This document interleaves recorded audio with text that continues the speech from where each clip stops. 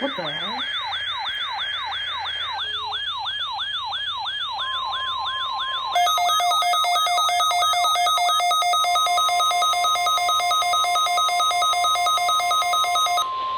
This has been a test of the NOAA All Hazards Weather Radio Alarm System.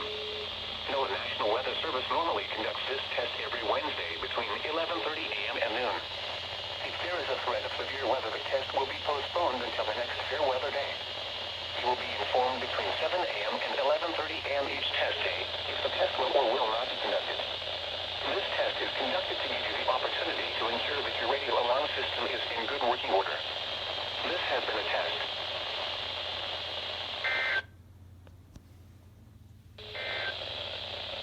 Now for the official National Weather Service forecast for Central Virginia. NOAA Weather Radio Warning Device. During potentially dangerous weather situations, specially built weather radios will be automatically activated to warn of the impending hazard. Tests of these radios and the warning alarm system will be conducted by the National Weather Service every Wednesday between 11 a.m. and noon. If there is a threat of severe weather, the test will be postponed to the next available good weather day.